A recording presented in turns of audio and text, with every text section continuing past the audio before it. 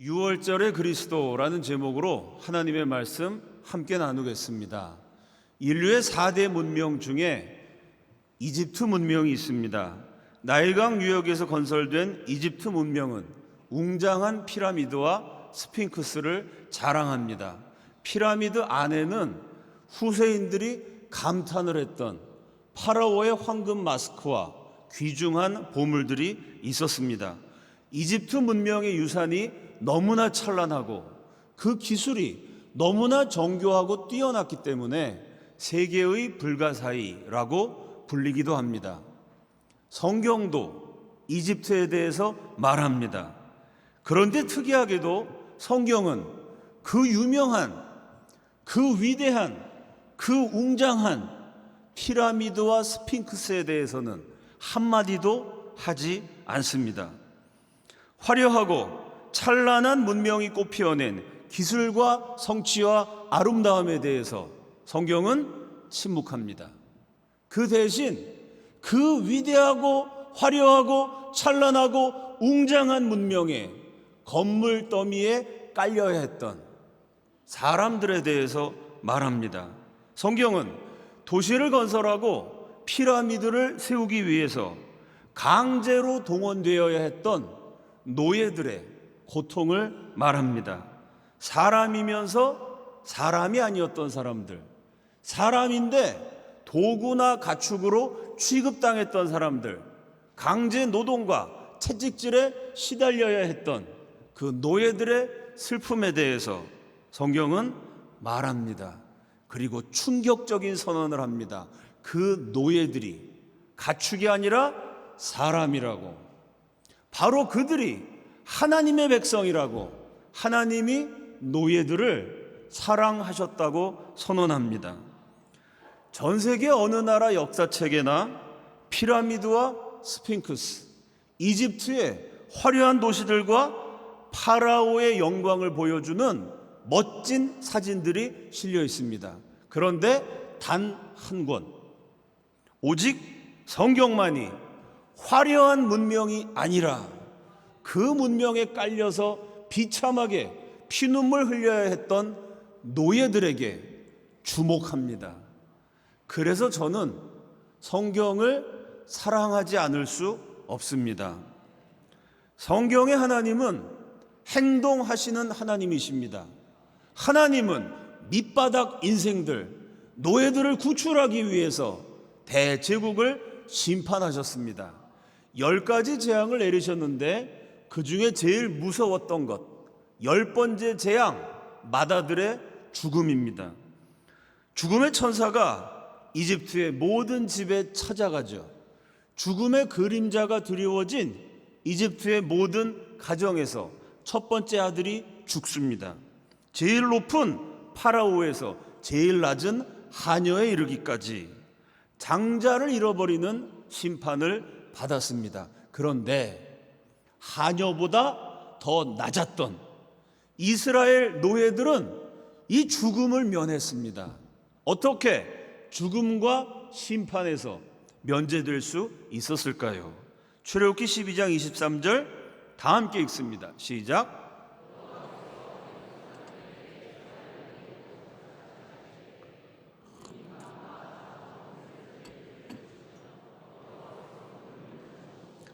멸하는 자에게 너희를 치지 못하게 하실 것임이니라.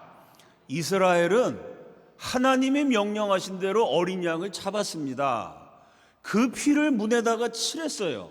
어린 양의 피가 생명의 표시가 됩니다. 애굽 전역을 누볐던 죽음의 천사가 그 피를 보면 문을 열지 않았습니다. 피를 칠한 이스라엘의 집은 그냥 지나갔어요. 바로 이 대목에서 사용되는 단어 지나갔다라는 말이 히브리어로 페사흐입니다.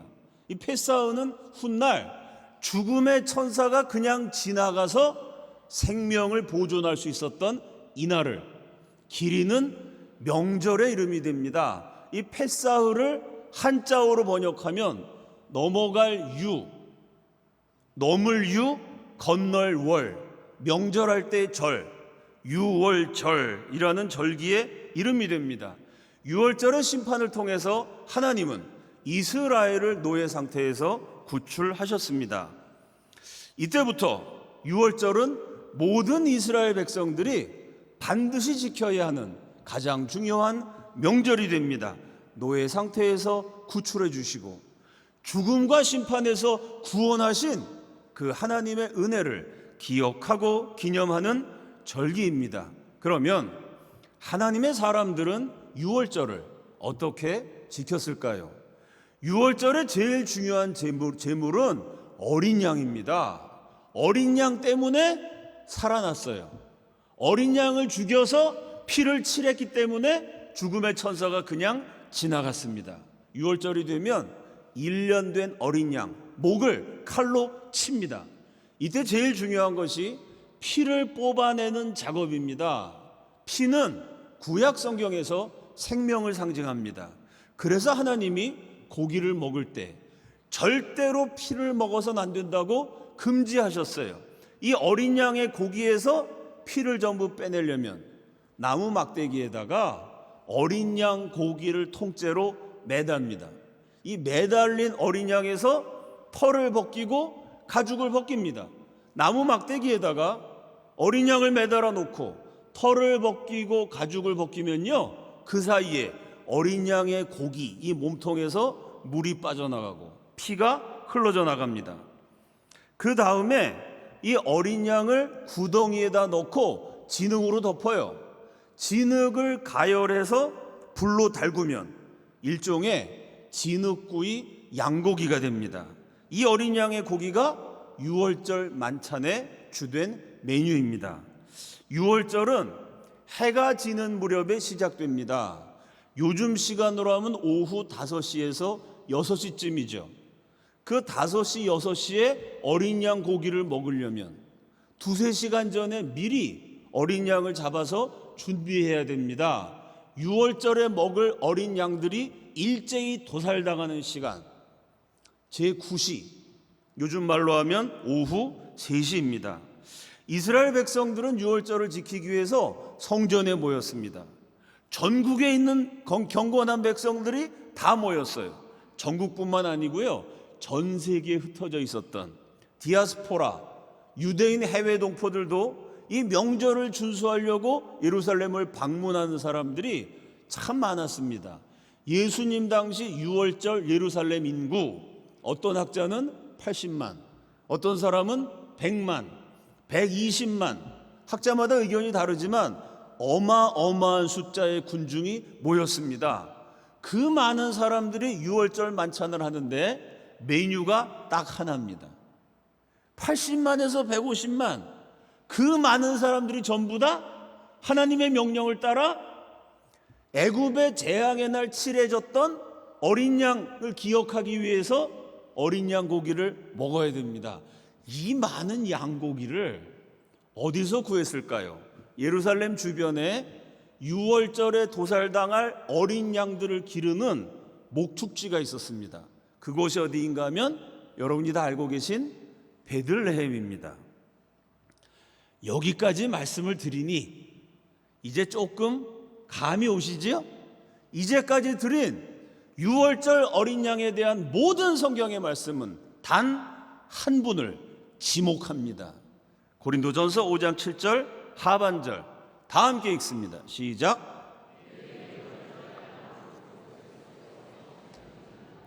성경은 분명히 말합니다.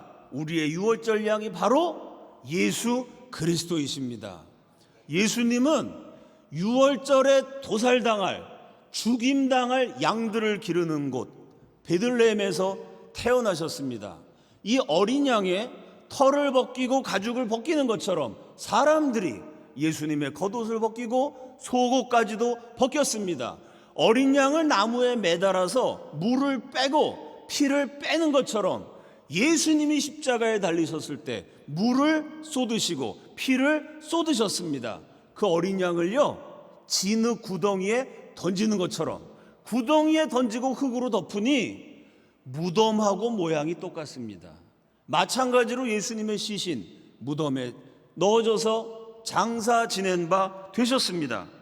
우리는 여기에서 가장 중요한 질문을 던져야 합니다. 하나님의 아들이 만왕의 왕이요 만주의 주이신 그분이 지극히 높으신 분, 찬양과 영광과 경배를 받으시기 합당하신 지존하신 예수 그리스도께서 왜 한낱 어린 양이 되셨을까요? 세상의 모든 영광과 갈채를 받기에도 부족하신 그분이 왜 하찮은 어린 양이 되셔서 왜 그처럼 비참하게 죽으셨을까요? 예수님을 직접 목격했던 침례 요한은 감격에 차서 외쳤습니다. 보라, 세상 죄를 지고 가는 하나님의 어린 양이로다. 나의 죄를 대신해서, 여러분의 죄를 대신해서, 우리의 죄를 대신해서, 세상 모든 사람들의 모든 죄를 대신해서 하나님의 아들이신 예수 그리스도께서 십자가에 매달려 죽으셨습니다. 죄는 내가 지었는데 벌은 예수님이 받으셨습니다. 죄인은 바로 나인데 심판과 재앙과 지옥은 예수 그리스도께서 친히 담당하셨습니다. 이집트에 내려졌던 재앙의 날 문에 칠한 어린 양의 피를 보고 죽음의 천사가 지나갔습니다. 마찬가지로 나를 대신해서 흘리신 예수님의 피를 보고 심판이 나에게서 지나갔습니다. 십자가에서 죽으신 예수님의 피로 말미암아 죽음이, 재앙이, 지옥이 나에게서 지나갔습니다. 지옥이 지나간 자리에 천국이 찾아옵니다. 심판이 지나간 자리에 구원이 찾아옵니다.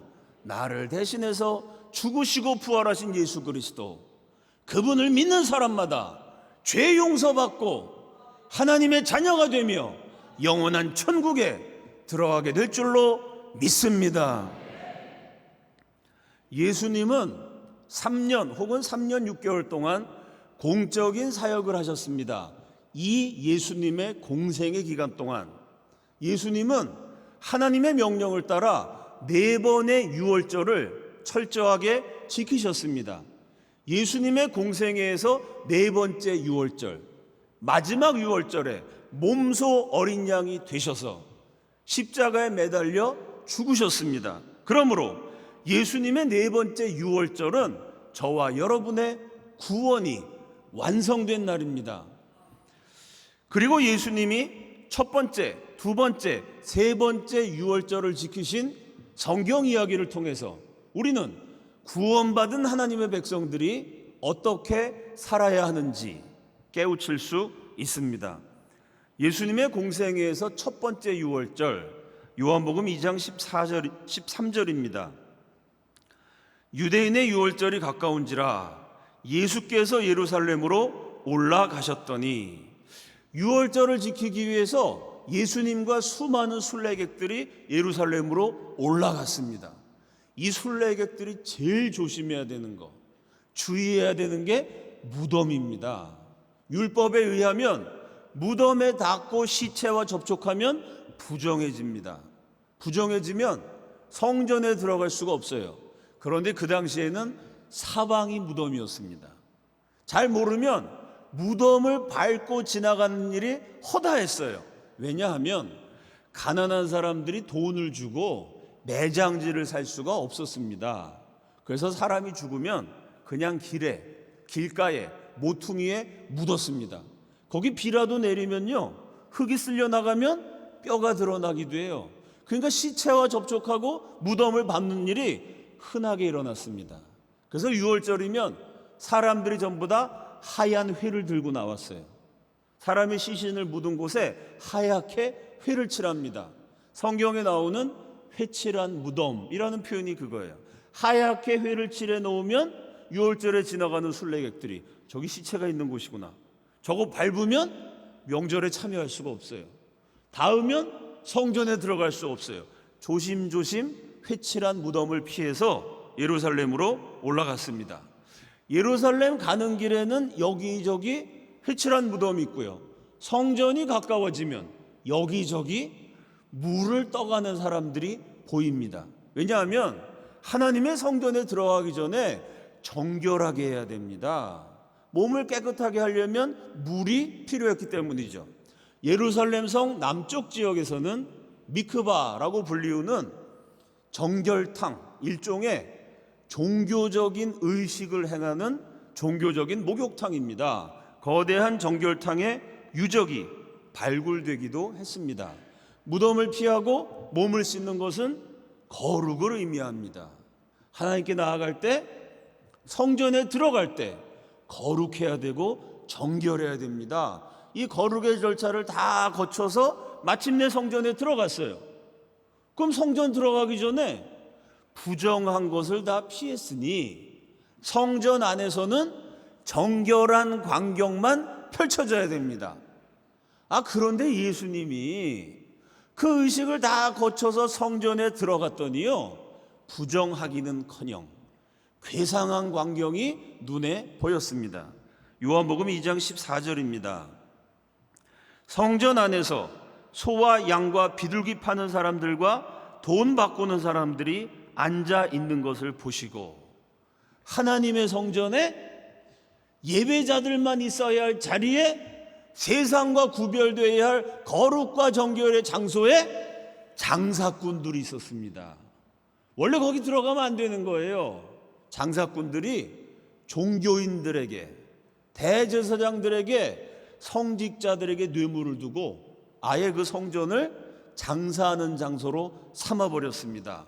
예루살렘에 오는 사람이 80만에서 150만인데 그 사람들이 전부 다 재물을 사야 돼요. 이걸 상업적으로 해석하면 구매자가 빠글빠글합니다. 물건만 갖다 놓으면은 이건 재고가 부족할 정도로 다 팔리게 돼 있어요. 이 명절에 제물로 바칠 소와 양과 비둘기를 팔아서 이 장사꾼들이 엄청난 이익을 거둡니다. 그 이익의 일부를 제사장에게 바쳐서 종교를 이용한 일종의 경제 공동체를 만든 것입니다. 시장에서 쓰는 돈을 그냥 성전 세금으로 바치면 안 됩니다. 성전에서 통용되는 특별한 화폐가 있다는 거예요. 사실은 똑같은 돈인데 이건 성전에 있는 거룩한 돈이다, 이래 놓고 환전을 해가지고 수수료로 폭리를 취했습니다.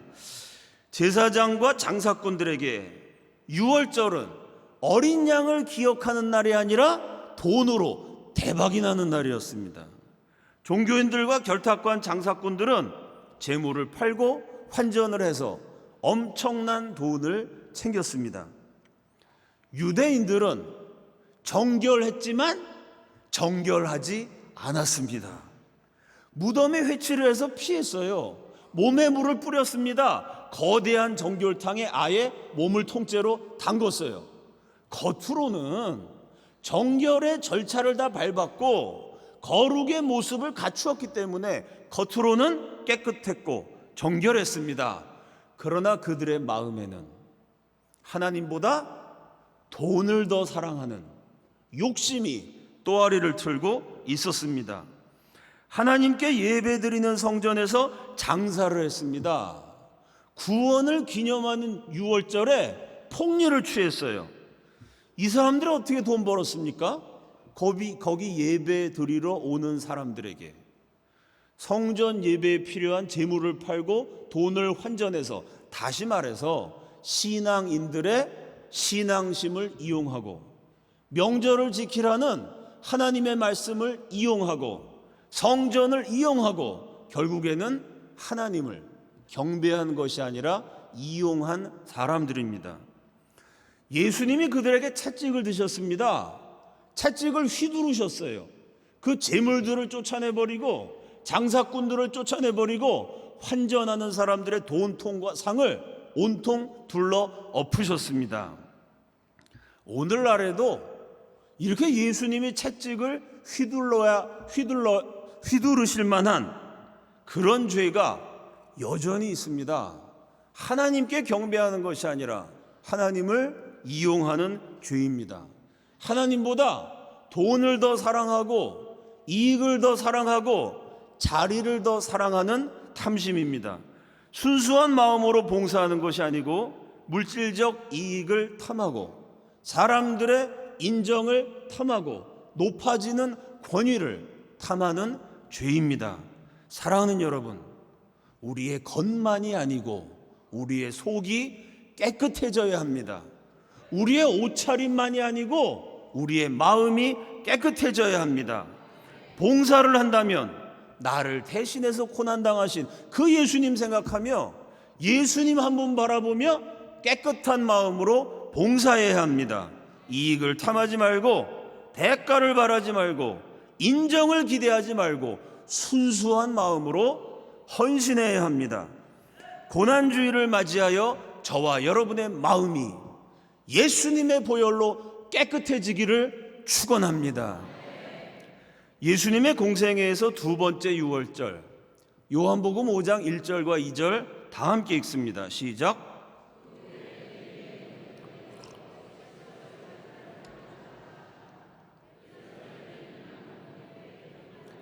베데스다라 하는 못이 있는데 거기 행각 5이 있고, 두 번째 유월절에 예수님이 찾아가신 곳은 베데스다입니다. 베데스다라는 이름에서 벳이라는 말은 집이라는 뜻이고요. 헤세드 많이 들어보셨죠? 구약성경 호세아서의 주제인 헤세드는 사랑, 자비, 긍휼 그런 뜻입니다. 벳은 집이고 헤세드는 사랑, 자비, 긍휼 두 단어가 결합된 베데스다는 사랑의 집, 자비의 집, 긍휼의 집이라는 뜻입니다. 사랑이 필요하고 자비가 필요하고 긍휼이 필요한 사람이 모이는 곳, 어떤 곳일까요? 부자와 유명하고 건강한 사람이 있는 데가 아니고요, 가난한 사람들, 어려운 사람들, 누군가의 사랑과 자비가 필요한 병자들이 모인 곳입니다. 예수님이 명절에 이 병자들, 아픈 사람들, 엉돌린 사람들, 가난한 사람들, 처지가 안 좋은 사람들 모여있는 베데스다 연못가에 가셔서 38년 동안 병 걸려 고생하고 있는 불쌍한 병자를 고쳐주셨습니다. 빅토르 위고의 소설 레미제라블에 장발장이라는 가련한 사나이가 등장합니다. 어린 조카들이 굶고 있는 모습을 보고 너무 마음이 아픈 장발장이 빵을 훔칩니다. 그것 때문에 무려 징역 7년형을 선고받아요. 7년 동안 삼촌이 감옥에 있으면 이 불쌍한 조카들 다 굶어 죽게 됩니다. 마음 착한 장발장이요, 그 조카들 때문에 견딜 수가 없어서 탈옥을 시도했다가 잡힙니다. 이 탈옥죄로 징역 12년이 추가가 됩니다. 마음씨 착한 삼촌이 굶주리는 조카들 어떻게든지 먹여 살려보려고 빵 한 조각 훔친 대가로 무려 19년을 감옥에서 고생하게 됩니다. 그러니 장발장의 마음이 비틀어져요. 인생에 대해서 절망하고 세상을 증오하게 되죠. 드디어 장발장이 감옥에서 나왔을 때 어느 신부가 따뜻하게 맞이해 줍니다. 그 신부의 집에서 베풀어주는 친절을 받으면서 하룻밤 묵게 되죠. 하지만 이미 마음이 비틀어진 장발장이요, 은혜를 원수로 갚습니다. 그 마음씨 착한 신부님 집에서 은수저를 훔쳐가지고 도망을 쳤어요. 결국 경찰한테 붙잡혀서 경찰이 장발장을 끌고 신부님 집에 옵니다. 도둑질 현장 검증을 하면서 증거 물품 은수저를 보여줘요. 이거 신부님 댁에 있는 거죠? 신부가 확인하면 장발장을 다시 감옥에 가야 되고 또 몇 년을 있어야 될지 모릅니다. 그 절체절명 위기의 순간에 신부가 뜻밖의 행동을 합니다. 갑자기 장발장한테 화를 내요.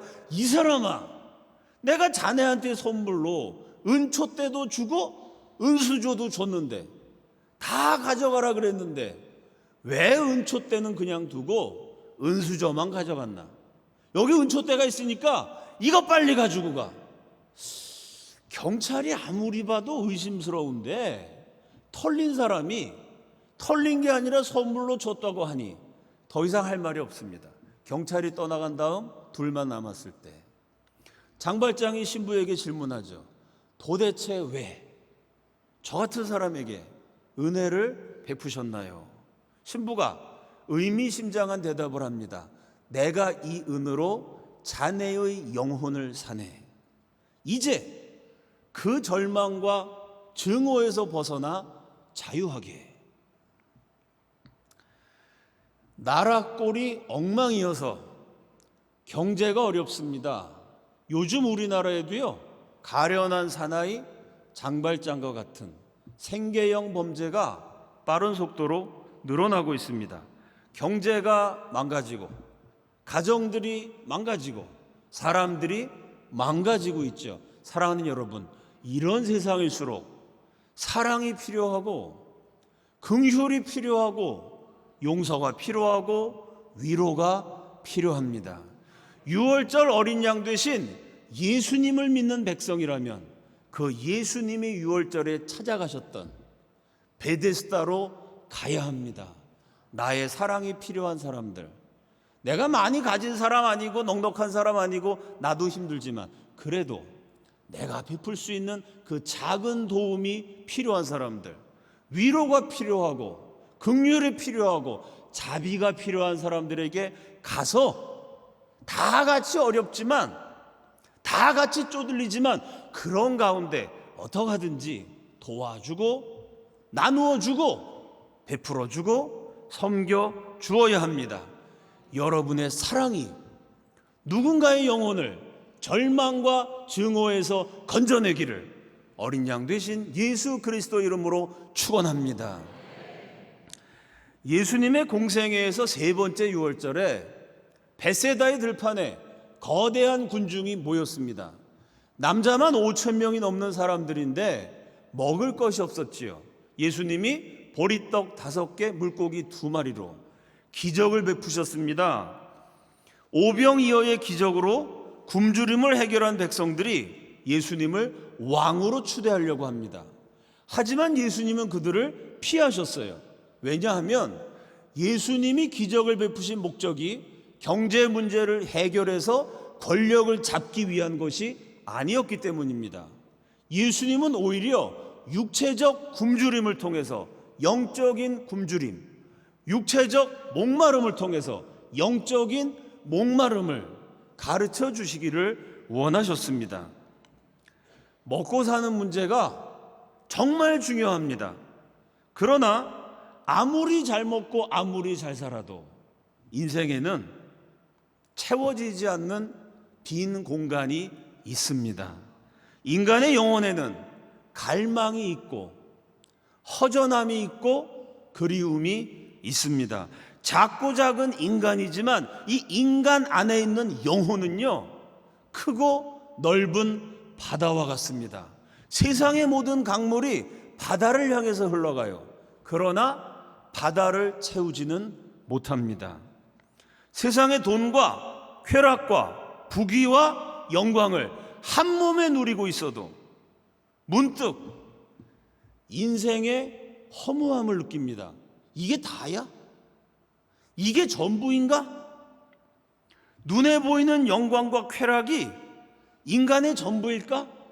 무언가 진정하고 참되고 영원한 세계가 있지 않을까? 영혼은 눈에 보이는 것으로는 채워지지 않습니다. 영혼은 세상으로는 채울 수가 없습니다. 어느 시인이 노래한 것처럼 채워도 인생의 잔은 언제나 비어있는 빈잔입니다. 허무하고 고독하고 갈증에 시달리는 인생들을 향하여 예수님은 말씀하셨습니다. 요한복음 6장 35절 다 함께 읽습니다. 시작.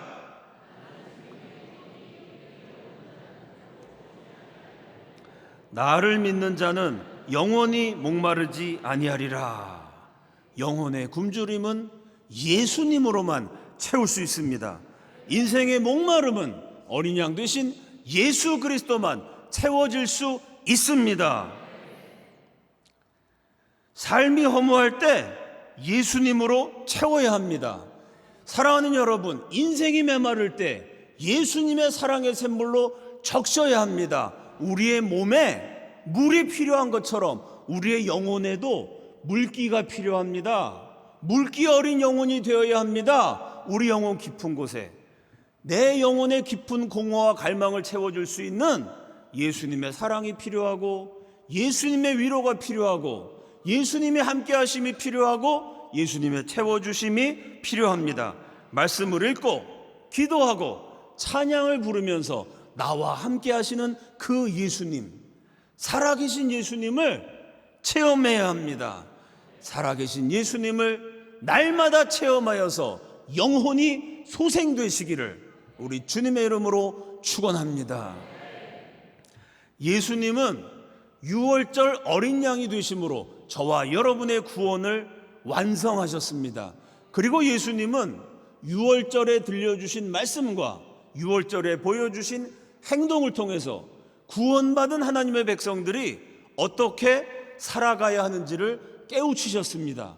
우리의 마음이 깨끗해져야 하고, 우리의 손과 발로 사랑을 실천해야 하며, 우리의 영혼은 예수님으로 영적인 생명으로 충만해져야 하고 소생되어야 하고 살아나야 합니다. 뜻깊은 고난주일을 맞이하여서 유월절에 그리스도를 따라가는 어린 양의 백성들이 되시기를 우리 주님의 이름으로 축원합니다. 다 함께 기도하시겠습니다. 첫째로, 금난교회 모든 성도들과 가족들이 예수님을 믿어 구원받게 하여 주시옵소서. 둘째로, 어린 양 되신 예수님을 따라서 깨끗한 마음으로 사랑을 실천하며 영적인 생명력이 충만해지게 하여 주시옵소서. 주여 한번 외치시고 다 함께 통성으로 기도합니다. 주여.